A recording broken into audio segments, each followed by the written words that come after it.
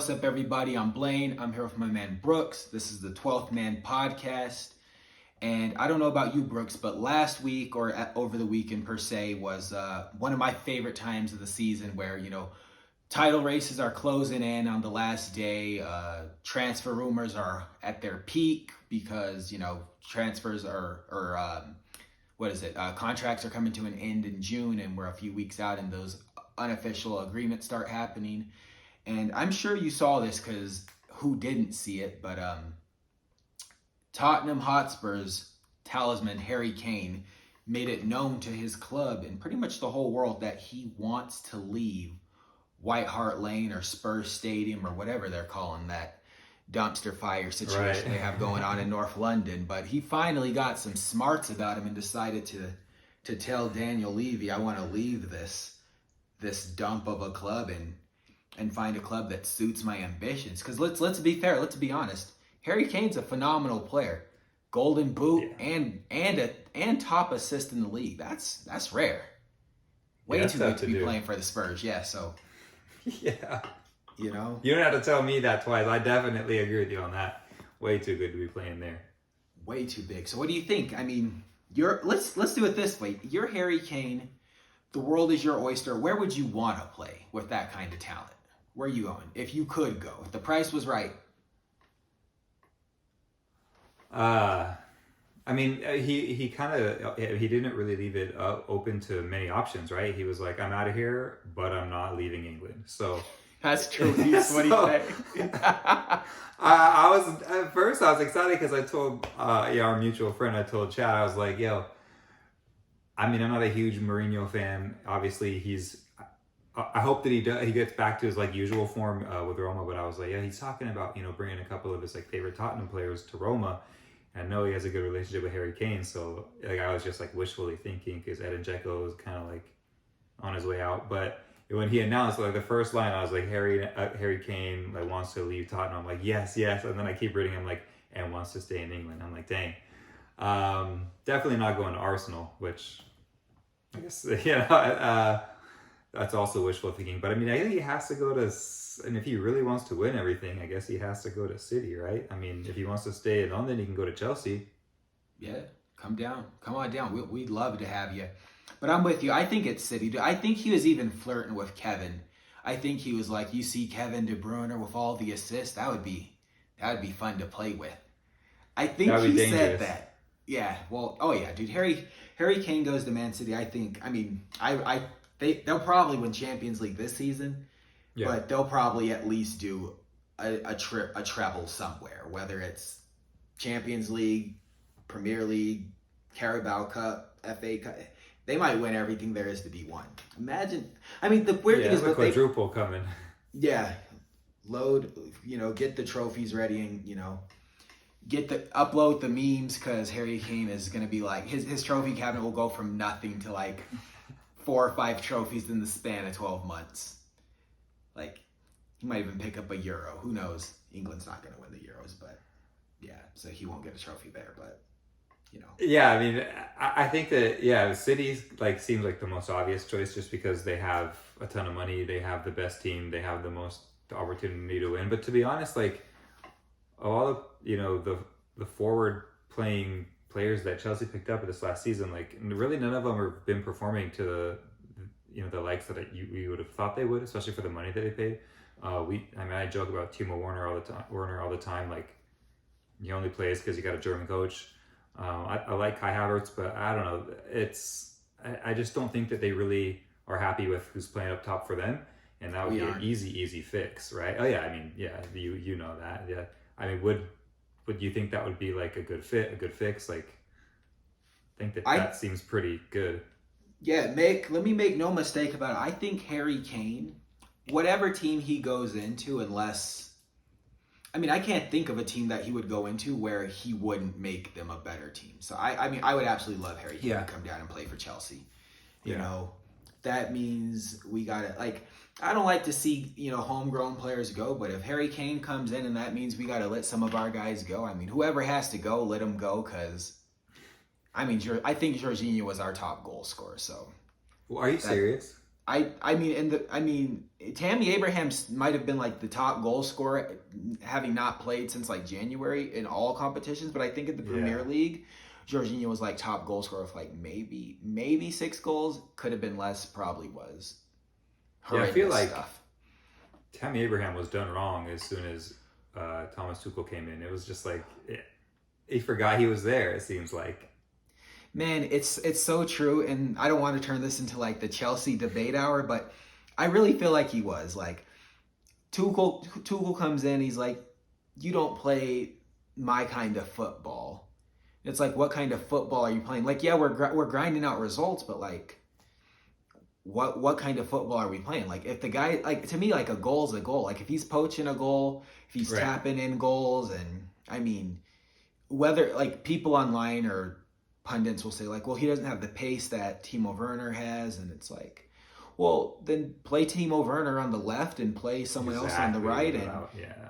because I'm like there were so many goals that all they needed was a tap in, and he's sending those things clear down to London Bridge, man. Like he's missing the target and the balls are rising. So I'm like, I mean, I like Timo Werner. He did good enough, but I just feel like at the expense, like what he caused the team to lose because we were trying so desperately to shoehorn him in. I feel like it wasn't worth it. Like I even feel like Olivier Giroud. Oh, I just thought of something else we should probably discuss later in the episode. We should probably talk about Olivier Giroud and Karim Benzema. Yeah, that's true. Let's do it. The France squad, but yeah, I just feel like like nowhere else in the history. At least I've never seen a player given so many opportunities Mm-hmm. and miss the mark so greatly. Like you got like 50 shots, and 10 of them are on target, and 3 of them were goals. Like what? And you still continue to start game in game. But I mean, that's besides the point. All that to say, Harry Kane come down. If that means we need to send Timo Werner up to White Hart Lane, Auf Wiedersehen, or however you say goodbye in German. I don't know. Yeah, I just feel like Timo Werner's not going anywhere, but yes, he should definitely. I think that Harry Kane would be an amazing fit there. I wonder about United too, but like Edinson Cavani signed another extension. I think they're pretty happy with him. I think he likes it there too. I don't know. I don't think anyone would, if they have the money, like no one's turning down Harry Kane. So I think those are maybe the 3 options. Definitely the 2 options: Chelsea and City, and then possibly United too. Yeah. I feel if he went to United, I feel like United are like 2 players away from possibly overthrowing Manchester City. Mm-hmm. I keep seeing people saying like, okay, Harry Kane might go there. Well, he might not. And then like Rafael Varane might go there. And then I think there was and then Jadon Sancho was gonna go there. They keep saying like if they get those 3 players, like it's all of a sudden it's 2010 again, and it's all red everything, but remains. Yeah, I don't know. Yeah, it definitely remains. Especially, I really like Jadon Sancho, but like the $100 million price tag that's put on him, I don't know. I don't know that he's worth $100 million. Then what's Haaland worth, and Mbappe if Sancho's worth $100 million? But he did tear it up with Haaland in the DFB Pokal or whatever the cup was that they won. Mm-hmm. But 100 million for him, I feel like is kind of a lot. I wonder how much Harry Kane's going to go for. Well, dude, okay, so now we're deep in this now, and we can't turn back. So if I'm Manchester City, I mean Harry Kane, like we just got done, singing his praises. He's amazing. Yeah. But if Harry Kane costs more than 100 million, me personally, I would just go to Dortmund and say, hey, like, absolutely, we're gonna take. How about we take back our old City academy player and Jadon Sancho, and we're gonna bring back his mate Erling Haaland, and we'll throw 300 million at you because money's an object. Or maybe they'll give you some players, like throw Gabriel Jesus in there, maybe a Benjamin Mendy, Nathan Ake. Like City's so deep. I mean, they could do it, and they'll turn around and buy some other guy from Sevilla or Valencia. That will be Pep's next revelation. So yeah, I mean, you're. Go ahead. No, I'm just saying, like, that's the thing. It's like Harry Kane's great, and what is he, 20, 28? Just turned 28, maybe 29. Like, he's in his prime, but it's like, here's my thing. Like, you saw how that planned out. So, like, Real Madrid bought Eden Hazard around the same age that Harry Kane is now. And Harry Kane's had more injuries than Eden Hazard. And he basically broke down after he left his favorite club. I'm not saying the same thing will happen. Belgians are built different than Englishmen, but all I'm saying is, like... You're right. I mean, he's great and you'd like to have him, but also he has 3 years left on his contract, and the owner of Spurs is a money grubber. So, I mean, right. I doubt he goes for less than 150, but, you know, who knows? But yeah, I mean, that's a really great point, because if I mean, I don't know how much Haaland is going to go for, but let's say that Kane is 100 and Haaland is 140, just to like throw numbers out there. I would still take Haaland all day over. I would pay more money for him. Without doubt. You know, there's no question. But I guess we'll just have to see. I want to know what the numbers are. I want to know how much they're valuing Harry Kane at, because they're going to overvalue him. You know, they don't. First of all, they don't want him to leave. Second of all, yeah, like you said, he's a money hungry dude. From everything I hear online, it's like, oh, you know, he pushes he's hard to bargain with. He's, you know, doesn't let people go very easily. But I don't know how true that is. Everyone leaves that team. But yeah, I would totally prefer Haaland for even double the price of Harry Kane at his age, his pace, his power. Just how hungry he is at that age is pretty incredible. That dude's amazing. All right, dude. So I just pulled it up on Transfer Market.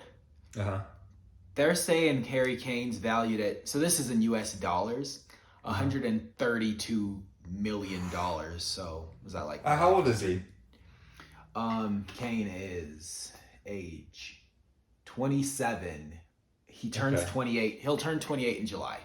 So at least 3.5, 4 years left if he doesn't get injured. But I mean, you look at Erling Haaland and it's a decade plus.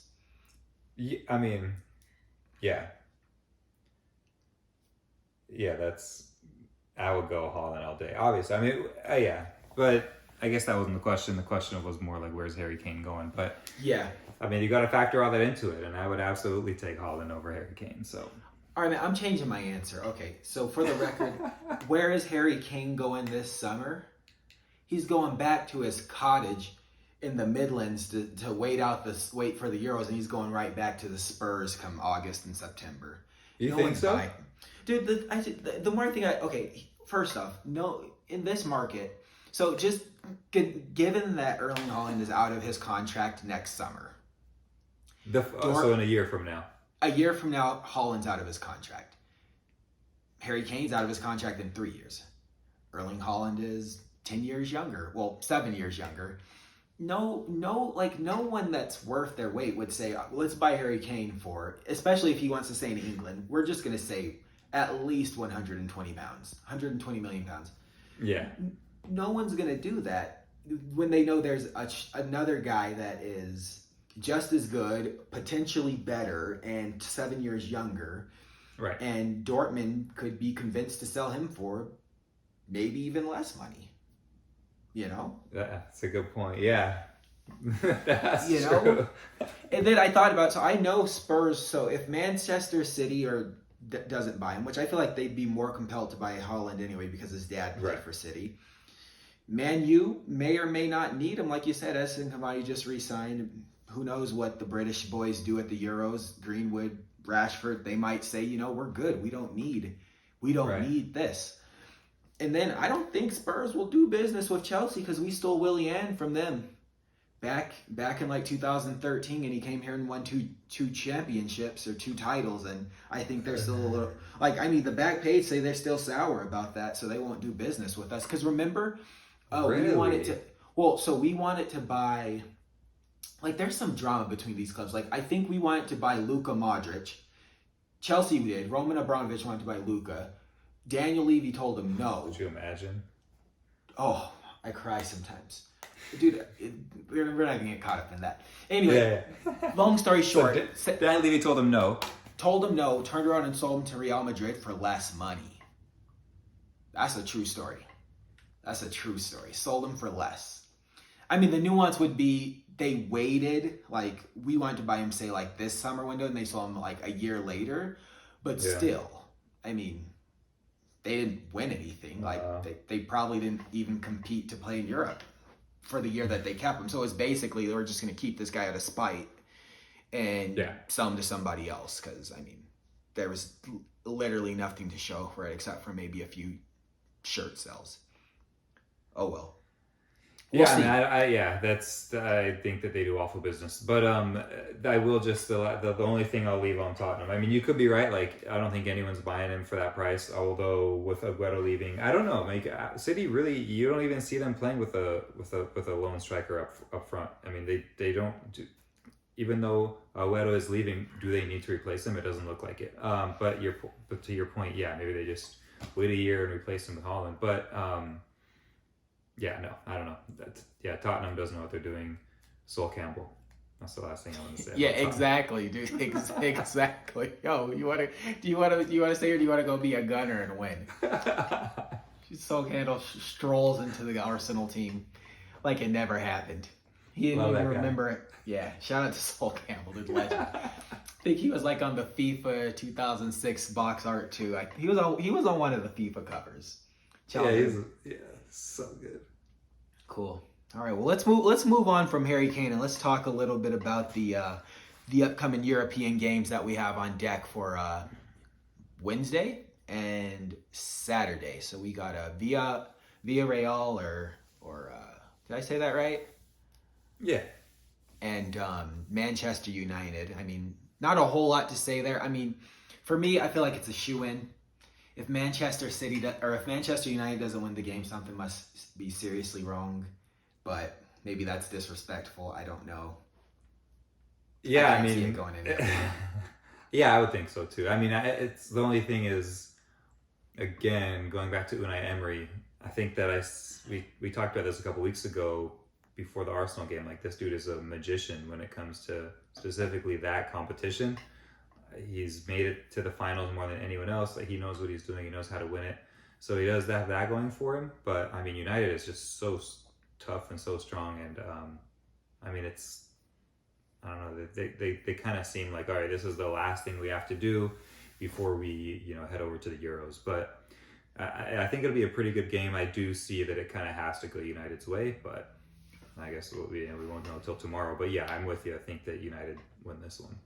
Watch the game. I'll tell you what, if Man U lost the game, I would not be mad. So yeah, I'm the same. I'd be pretty happy with it. Yeah. So yeah, let's see. Moving on to the next European final, my boys versus the blue side of Manchester. Manchester looking to sweep the finals.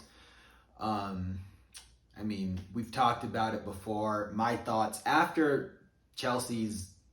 I mean, they stayed in the top four because they were bailed out by Gareth Bale. Shout out to Gareth Bale. But I am not convinced they could beat Fulham at this point in the season. So, I mean, I guess there's also they're on vacation already, right? Yeah. Yep. Bags are packed.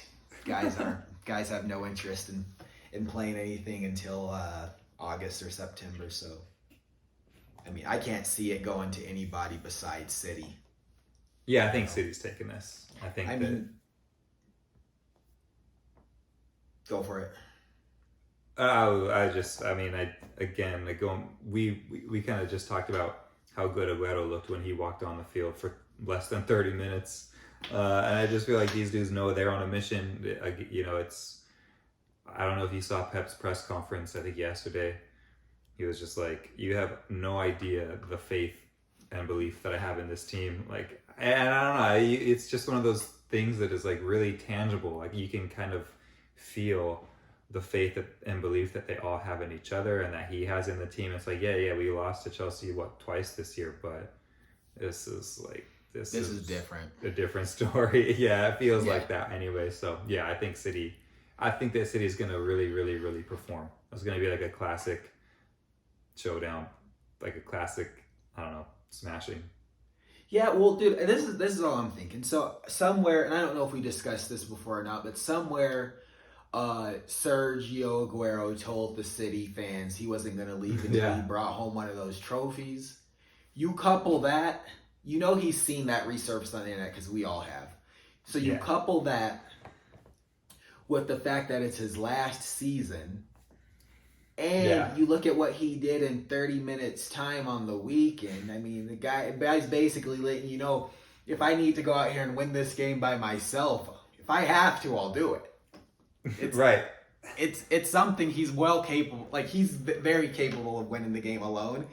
Like, he could get the ball and make, was it the goal, the first City Championship goal? Like, he's the man for the occasion. So, as a Chelsea fan, I'm terrified. It's like everything's come to a head. First time in the final, they're gonna tear us open like paper mache, dude. It's game over. R.I.P. So we might even lose a few players and jobs. Like, they're beating us like 7-1. It's gonna be. Whoa, you think that big?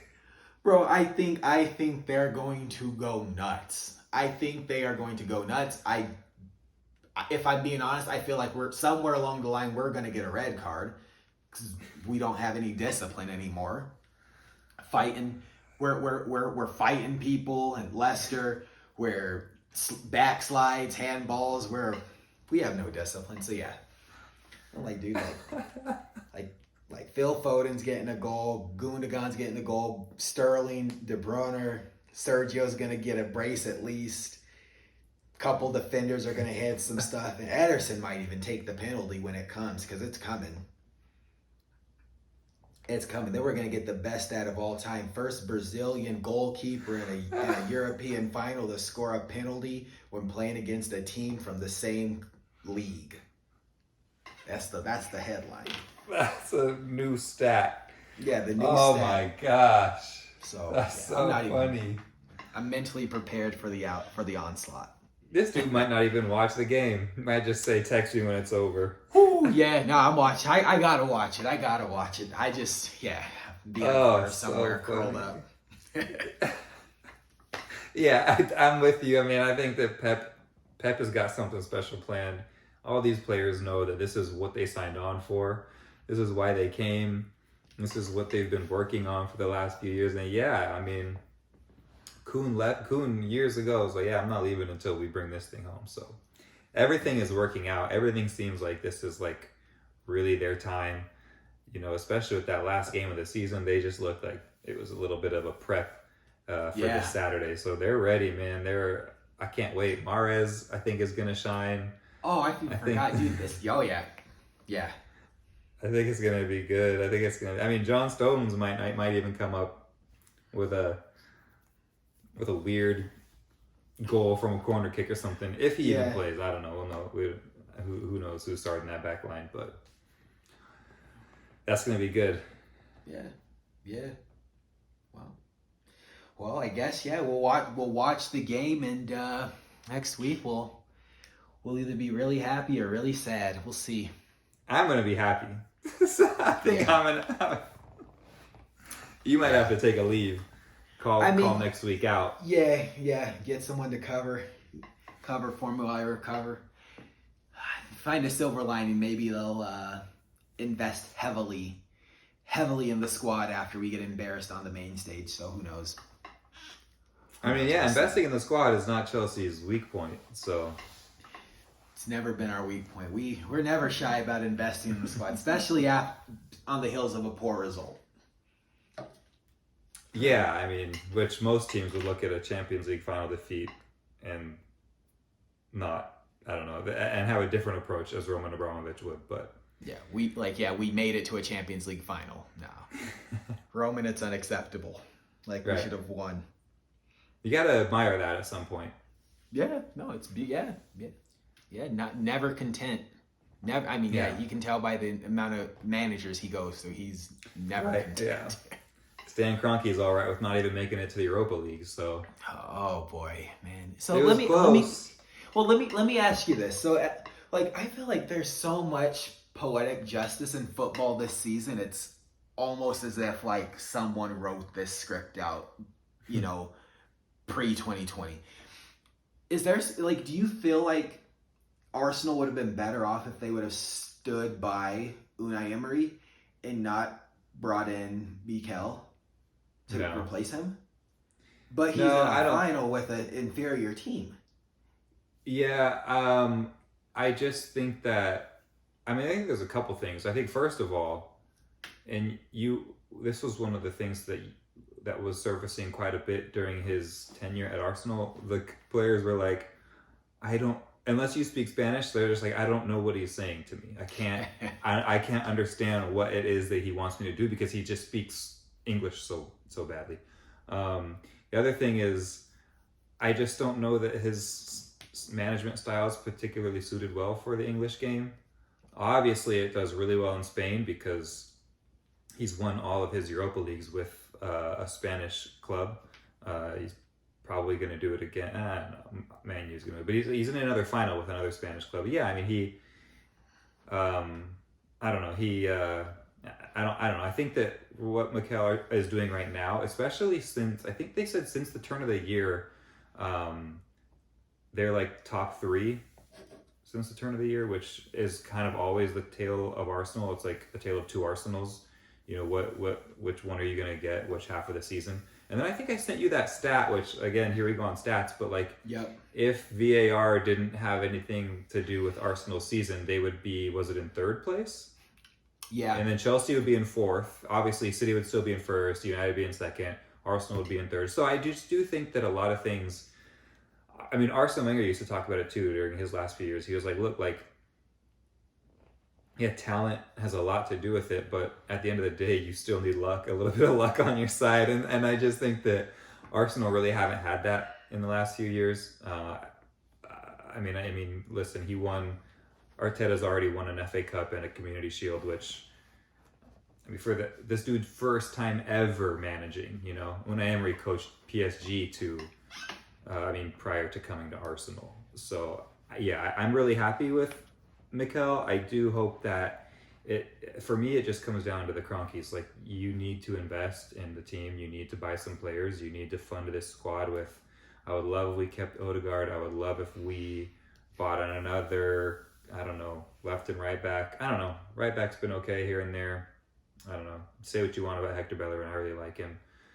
Kieran Tierney is amazing, but they don't have a backup. Granit Xhaka plays in his position when he's hurt. So, you know, I don't know. A really good creative midfielder is something that we need. And Pepe's coming alive the last half of the season. Yeah, they must have offered him a bonus. Yeah, hey, score some goals, we'll pay you more. Hey, I don't know. I mean, he was already on. Yeah, he's looking amazing. It's those Nike boots, man. Yeah. He was trying out so many. He had gone from Adidas to Nike to Adidas to Puma and Nike and Puma and Puma. And I'm like, yo, just stick with one. Yeah. He's on that Mercurial game and he's bringing it. Yeah, that's real. That's real too. That's real. Switching the boots up can't affect your play. It's just so much.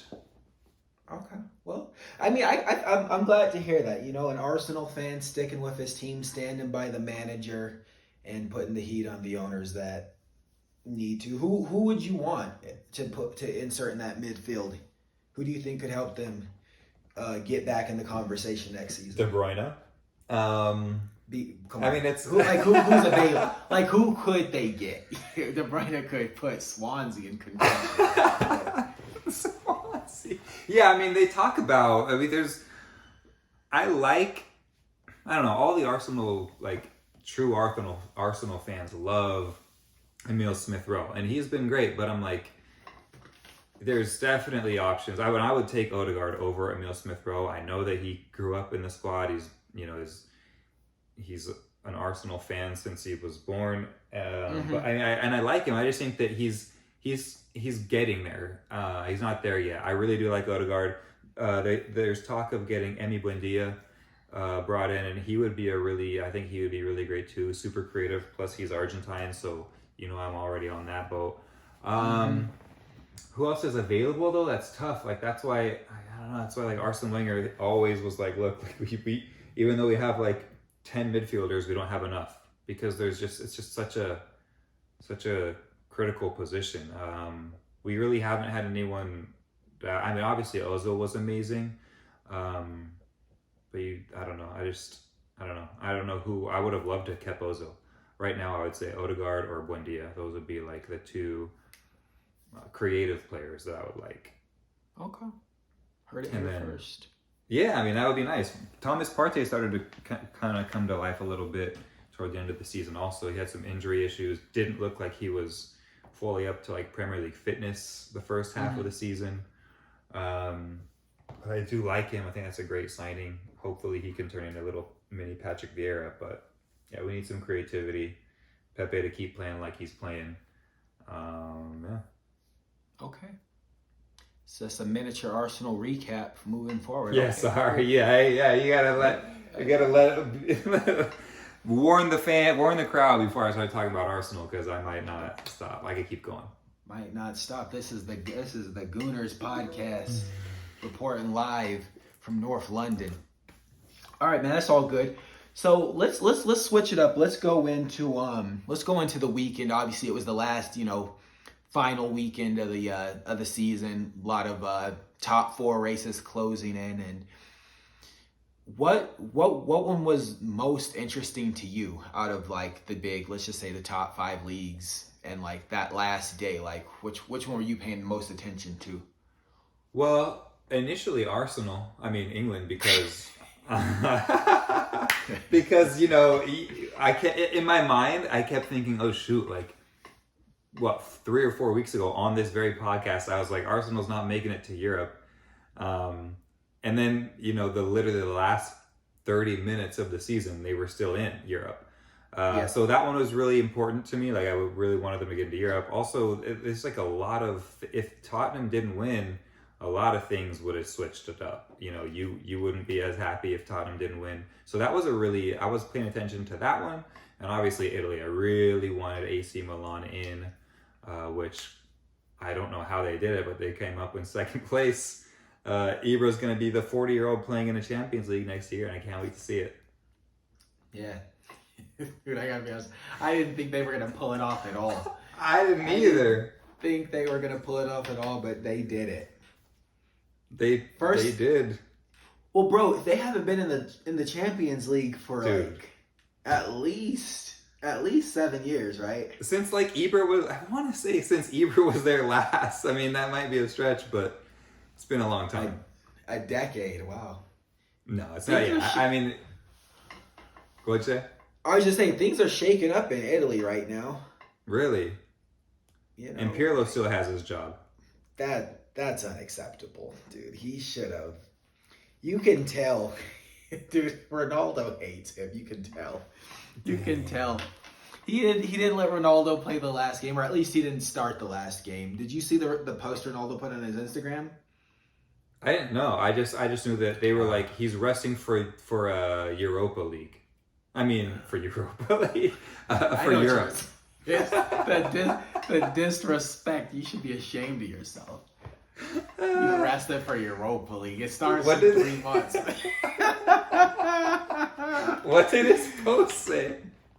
He basically, he was responding to people like you talking about he's resting for Europa League. Basically, he was like, yo, I've done this at a high level for so long. I got 100+ goals in three clubs.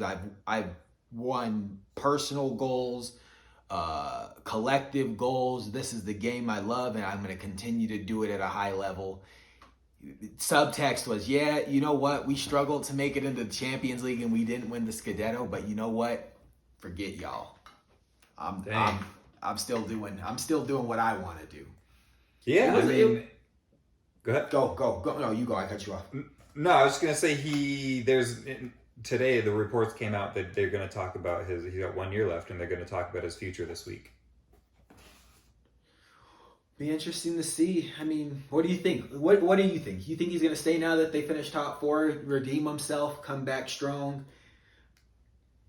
I don't know. I mean, I don't know where he would go if he left. I mean, you don't go back to Madrid, obviously.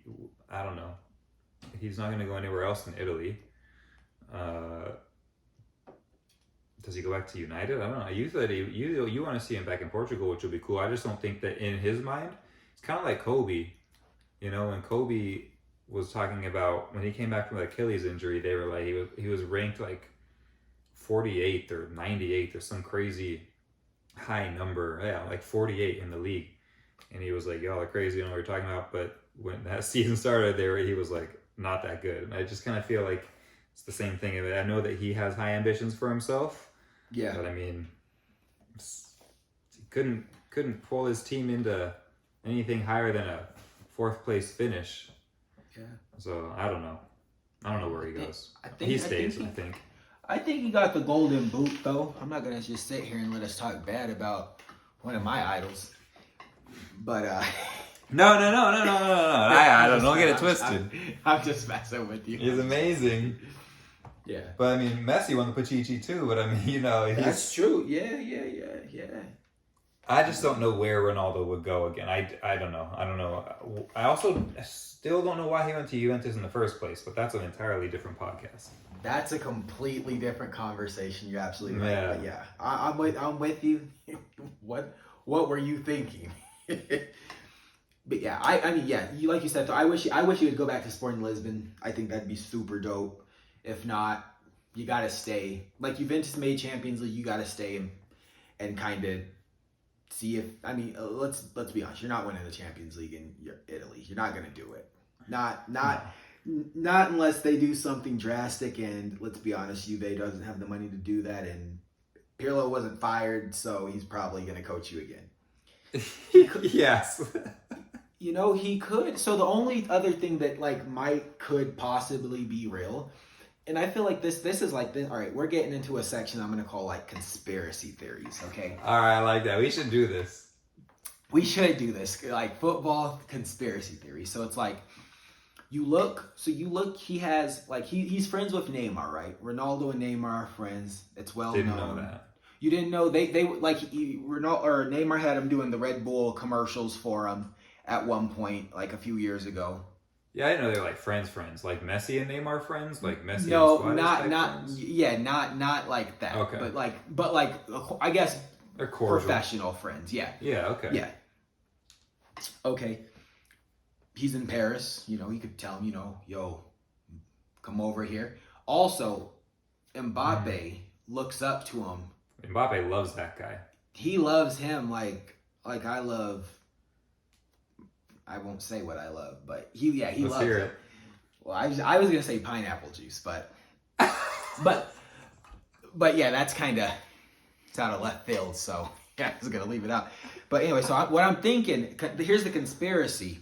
So PSG, they're sitting here. They just signed my boy to that 2025 contract. Right. Mbappe, word on the street is Mbappe is going to Madrid, either this summer or next summer. Yeah, they could make a play. Word. That's the word. But hear me out here. They could make a play here. They could say, we're gonna bring in your favorite player, the player you wanted to be when you were a kid. We're gonna bring Ronaldo. We're gonna bring him to Paris. We're gonna bring him out. You stay, play with this man you love. Maybe give him give Ronaldo a 3-year deal.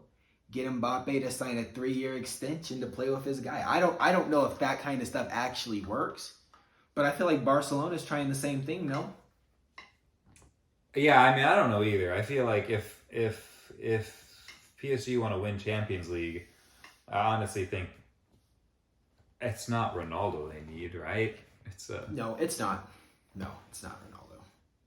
Yeah, so I don't know. I mean, honestly, obviously I'm a bigger Messi fan, but I think that Messi gives them a better chance at winning Champions League than Ronaldo. Yeah, if we're being completely honest, yeah, Messi gives them a better chance. What gives them the better chance is to get a left back and a right back. Yeah, absolutely. Yeah, someone who has some speed and who can cross the balls in, because that play needs to start coming in from other directions instead of Neymar. I was gonna say there's only 2 guys on the field that can cross the ball. And they're both South American. Yeah. Neymar and Di Maria. And Di Maria is getting up there. The temper. Yeah. The temper. What's that dude's name? Ah, man. Shout out to the commentator, yeah. Yeah. Still, we gotta find that clip and give that bozo the red card. That was nuts. Oh, that's true. That's true. We gotta give him the red card. Mm-hmm. The inaugural red card. Dude, that was so bad. Dude, my jaw hit the floor. I was like, he didn't just say what I think he did he?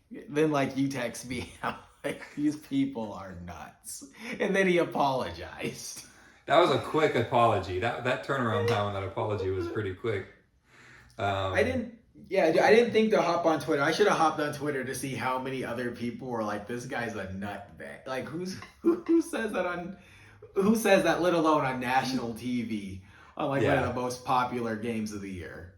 Especially when it's two South American countries at each other in that particular scenario that saw him the red card. But anyway, Twitter was having a day of it too. They were like, there's some pretty funny stuff on there. Like they let him have it, but I don't know. I don't even know what we're talking about. Anyway, I think Messi's the one who PSG need. It's just interesting because I thought Messi was going to PSG till Barca potentially signed Kun. That's the other conspiracy. Yeah, it's a lot going on right now. Sign your friend. It's the whole sign your friend to keep a friend. Hey, sorry that we got rid of your friend. We're gonna bring another one in. Mm-hmm. Don't be too mad at us. Okay, so let's talk about that. We arrived there organically. Let's just talk about Luis Suarez and Atletico Madrid. Tell us what your thoughts are on that. I'm glad he won from beginning to end. Well, obviously they know Messi wants to leave, and I know that they needed somewhat of a clearing out. But if you want to keep your prized possession, you don't send his best friend away in the manner that you told me they did it, and I knew that it was dirty. I didn't know they came up with a list and said, this is where you can go and you can't go. So, I'm really glad that he went where he went, and I'm really glad that he basically won it not for them, but that, he had a really great performance in the last game, and I'm really glad that they won it. Yeah. Dude, same. Full disclosure, I'm not a Luis Suarez fan by any stretch of the imagination, but almost just to spite this team, they had to win. Like you can't if someone has let's be real, Luis Suarez did a lot for Barcelona. For someone to have done that much for you, for you to allow a new coach to come in and basically tell him that he's old news, and to allow him to leave in that manner and say, "Oh yeah, you're not good enough for us. We don't think you can do anything. You got to go, but you can't go anywhere where we think you can have real success." So here's a list of places you do not fly zones. You can't go there. It's like, can I go to Madrid? They're like. Which one? Laughing. Yeah, which one? Red and white. Okay, he's laughing. Sure. Here you go. Here's a bonus because they're not going to be able to help you if anything. And then you win the league, dude. Hats off to him. Fair play. Diego Simeone, the whole team.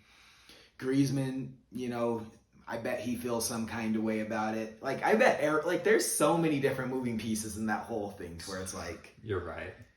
Barcelona just looks, I'm wearing this beautiful jersey, but they look they're like idiots of the season. You're totally right. That just goes to show how bad they are at business. And how much they just don't value people. They obviously don't value Messi. Everyone in the world of sporting news was like, look, this dude has brought you everything, given you every ounce of energy that he's made of for the last 15 plus years. And he wants to leave, as was agreed to in his pre-contract, and this is how you treat him. And it's the same thing they did with Suarez. Suarez brought you Champions Leagues, Copas, all this success, and this is how you treat him. It's not okay. That's really, really, really, really bad. Well, another thing that they do, another super disrespectful, distasteful thing they do, and I feel like they do this every year, and correct me if I'm wrong, but I feel like every year the season ends and they're like, Barcelona, the headlines are always Barcelona needs to raise money to buy X star. And then they corral up all their players, put a price tag on him. And they just parade him all around to all the clubs in a very public manner. Like, who wants to buy Philip Coutinho? Who wants to buy Sergi Roberto? Who wants to buy Dembele? Who wants to buy, like every year it's like 8 players, like first team players, and they're openly trying to sell these guys. And I'm like, how do you go back to work? It's like, it was all over the news. You don't want me here. And now no one would buy me. And now we're back here, and how do it seems super toxic. Like, I'm like, I don't want to win. I don't want to play. Yeah. And like you said, they're no respecter of persons. Like, they'll do it to Ansu Fati at 17, and they'll do it to Lionel Messi after 17 years of service. It doesn't matter who you are. Right. They don't respect anybody.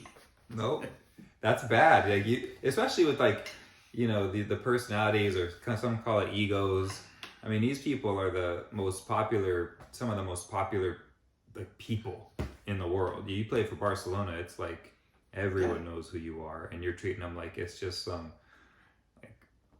piece of meat. Who wants this one?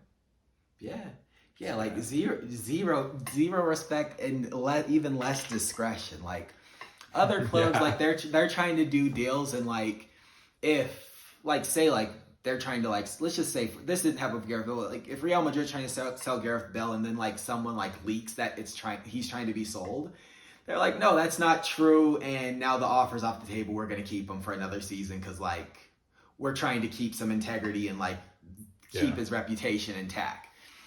Barcelona's the opposite. They're like, oh yeah, who'd you hear that from? Are they interested? Are they gonna make an offer? Did they say how much they're willing to pay? Players just sitting at home like, gee whiz, man, come on. Yeah, and it's not like they don't play them either. It's not like they're like, oh, let's make sure you don't get hurt so that you keep it's like, no, like, keep performing for us, and keep bringing us the wins and the money and all of the stats and all that stuff. Like, keep all that coming. Just keep your bags packed also. Just keep them packed. You could, if that offer comes in, you're out of here. You're gone. Yeah. You're right. It's pretty bad. Well, that's enough about a selfish club with a beautiful history. Other highlights of the weekend, like you said, Madrid, red and white Madrid won. PSG didn't win because Lille won. So, congratulations to them. If I'm being honest, not like we both like PSG. I'm we were talking about this earlier. I don't think anybody in Paris gave a hoot about them not winning the league. I feel like after they didn't win the Champions League or went out, they're pretty much, the season's over. Maybe we can win a cup here if we do, which they did, and that's fine. Whatever cup it was, like the French Cup or the Uber Eats and Lyft combined for the cup, the Tinder Cup, whatever it was. They're like, we'll take this, and we'll be back next season. I think they even congratulated Lille. They truly don't care. Yeah, it's kind of sad because you want to see the French league grow and sustain and be more than just, I don't know. You want to see it kind of be more competitive, which that's really great. But PSG know that it's just not what they want right now. They just really want that Champions League. Exactly, yeah. They're like, we know, we'll come in second, we'll qualify for Champions League, we're going to give it our best go next season, but it's they're coasting, which hopefully, like you said, maybe next season there will be more French teams that can give them a go. Maybe Olympique Lyon will have a better season. Marseille maybe figure out that was a train wreck this season. Yeah, totally. I don't know where Marseille even ended. If they finished in the top half of the table, I'd be surprised, but there's good French teams. They just need to figure it out and commit, I think, I love seeing Monaco up there back in Champions League. It's going to be super weird to see Lille in Champions League. That time, I was actually looking at the past, French winners, or French league winners, and I don't know if you remember when Lyon won, 6 or 7 in a row or something like that, when they were the team, and even the team in Europe, they were really good in the European competition. Yeah. But that's just, I guess it's just kind of how things go there. You know, a club gets money pumped into them for a few years, and they go on a ride for 5-6 years of being the strongest and the best. But I would just really, I mean, that's just what makes the Premier League so good, is that in any given day, anybody can beat anyone. In any given season, anyone can win the Premier League. And I guess I just wish I was seeing that in more of these competitions, more of these leagues. Yeah. Yeah, that I agree. Like, it would be nice, yeah. Because, like, I feel like we look at France and, like, I feel like everyone obviously knows PSG and OL. Mm-hmm. And then, like, a few people might know, like, Bordeaux, Lille, Marseille, Mm-hmm. Nice, Monaco. Right. But, like, no, like, most people couldn't name, like, more than 2 or 3 players off of any of those rosters, or tell you who their manager was or what their record looked like. I mean... No, you're totally... I mean, there was a time when no one could do that with Paris. I remember, you know, when we were working together, no one knew who Paris was. Back when, like, was that back when, like, they had that one Argentine guy that was super good, though? They've had, well, like, pre-Pastore, Nene, like, all of that. It was Pastore, that's what I was talking about. I love that guy. Yeah, even before that, like, I guess, I don't know, maybe people didn't even know Ronaldinho played there. But yeah, I mean, it's just, I don't know how we got on that topic, but now it's just a whole different story. When I go to Paris and, like, meet up with people or whatever, they always tell me that the team in Paris is not even PSG, it's Red Star. For the real fans. For the real fans, yeah, that's like the team. And it's funny because I was watching a TV show, really into this Netflix special. This is not what needs to happen right now, but I'm really into this Netflix TV show, and it's called The Hookup Plan, and it's in French. It's in France, and it's in French. But they're all at a bar watching a game, and they all have, Paris Red Star jerseys on. Okay. Not PSG jerseys. Obviously, PSG's a big team there, but yeah, Red Star Paris. It's like a huge. That's what all the Parisians really like, is that team, because no one likes that all the money was pumped into PSG. Yeah, I mean, I'm gonna keep it 100% honest with you. I had heard that there was another club in Paris that people followed. Mm-hmm. If I was on The Price is Right and they asked me which club it was, and I saw Red Star FC on there, I would have thought it was a club from Moscow. Yeah, so. When I heard about it, I was like, wait, Red Star? And he was like, yeah. So this was my friend, the former kitman of PSG. He's like, no, don't get it twisted. Like, Paris is not the team for the Parisians. But Red Star is in the lower league.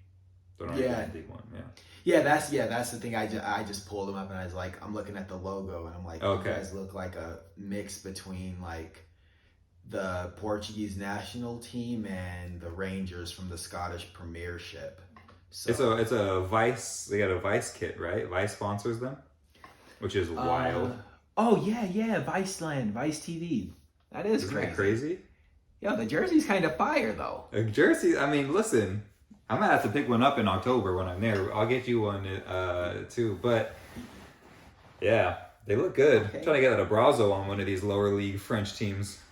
Okay, you could. I mean, you could get the sponsor on the sleeve, on the back. Start off there, and then 2 seasons in, you're the marquee right here where the Raptors should go. All right, man. Well, I think that's about it for the like the way the league's in. I think we pretty much covered all of that. We talked about a lot of the highlights. Sergio Aguero, his situation, did it all with City, probably going to win the Champions League and go over to Barcelona and do his thing there. I think we probably covered everything we wanted to talk about this episode with the caveat, and we don't want this episode to go too long, but I just want to get your thoughts on Karim Benzema making his return to the French team. I think it's good. I am surprised. I mean, I didn't think he had a future in the French team. I don't know if I heard that, read that somewhere, but it just didn't look like it, especially at his age. Nah, the coach said it. The He coach said that, right? he'll never Okay. wear. He said he'll never play for this team again. Okay, yeah, I thought I heard that. Never. Yeah. Yeah, I mean, so obviously, when you hear that, you think, okay, well, he's done. He had a good run. But yeah, it's interesting. I was happy. I mean, he had a really great season. I honestly, I don't know. I don't think they need him. I mean, they obviously don't need him. They won the World Cup without him. They don't need you. It's just so weird. Like, they don't need him. They won the World Cup without him. He hasn't played there in years. He is essentially the same player as Olivier Giroud. And to be honest, I mean, I don't know who I'd take over the two. I mean, you've obviously been using Giroud. He's a great hold-up player. He makes the difficult look easy and the easy look insanely hard. So, I don't Facts. know. You know? Facts. Yeah, bro. Yeah, but Benzema, I mean, I don't know. He's obviously great, but I just thought it was like wacky. Like, wait, what? And not only that, but Giroud is still on the team as well. It's not like they swapped one out for the other. Yeah. So I mean, I'm with you. I mean, if I'm being honest, like if I'm building a team, like me managing, and they're like, okay, you can choose a French striker between Giroud or Benzema, I'm picking Benzema. But for the French national team setup right now that did the World Cup without him and did a Euro final without him, I'm not breaking up that chemistry. Like you said, I'm not either. Yeah, like Giroud's been doing his thing. He had a goalless World Cup where he was held up a winner's medal. Like, yeah, that's kind of amazing, you know. Like you got to be doing a lot right to not score a goal in the World Cup and win the World Cup. So yeah, let him hold the ball for Griezmann and Mbappe and whoever else was scoring goals that wasn't named Giroud. And I mean, because I feel like they picked up some other players too that didn't go to the World Cup that can also make a difference. And like, if worst case scenario, like, you know, they're down and there's 10 minutes in the game and you bring in like a player like Karim Benzema, like he could turn something to nothing. And I think that would be what I would do if I was Didier Deschamps, but I wouldn't like give him the starting role over a guy that won the World Cup almost effortlessly. Yeah, I'm with you. Yeah. Yeah, he doesn't start, in my opinion. Honestly, Giroud doesn't even need to start. It's just so weird because they have such great... We just talked about this last week. Like, their youth in the French team is so good and deep that, like, that was the biggest shock to me. It was like, wait, why are they doing that? What's the point? Yeah, I'm kind of speechless. Just don't get it. It doesn't make sense to me. Also... Yeah, and like when and where is he going to play? I get him coming off the bench, but it's just kind of scary because they had the perfect squad in 2018, and then it just kind of feels like that it's kind of getting messed up a little bit, that chemistry. So we'll have to see. I mean, they know what they're doing. They always field a tough squad, so we'll have to see. I'm sure they know what they're doing, but it was just funny. All right, well, last thing about France. I don't know if the French Federation of Football is going to watch this video or listen to this podcast, but I want you guys to know. So I bought this jersey for the Euros, right? I think you can see a little patch right there. The 2 stars on there? The two stars, but I asked for Mbappe on the back. I don't know if you can see me or not, Brooks, but they didn't give me the number. So now... Mike, I'm asking the audience and I'm asking you. They didn't give me Mbappe. Whose name should I get on the back of this kit? Wait, like I'm saying, did they charge you? Oh, absolutely. They charged me. I emailed customer service. They were like, "Oh yeah, you didn't pick a name." I was like, "No, I picked Mbappe." I sent them a screenshot of the email. And they're like, "Well, it didn't come through for us, and we just saw that you wanted the Euro competition patches." And I'm like, what kind of person just wants patches on a jersey? I'm like this isn't a 2/3 thing. Like, I want the respect, I want the Euro, and I want the name and the name and number on the front and the back. And they're like, yeah, well, You can order a new one if you want, or you can send Typical it French back. fashion. Yeah, and I was just like, okay, well, I But guess I got a local soccer shop here. I'm just gonna let them put the number on it, but So they're reimbursing you at least? no. Well, I'm gonna call them tomorrow. So I emailed them. I got the shirt last night, so I emailed them today, and that's what they said. And then I tried to call them, and they were like, "Our office is closed. Call us back." So I'm gonna wake up early and call them first thing when the Paris sunrise. Catch them off guard with the American accent. Yeah, you better get that. You better get that Google Translate up and running.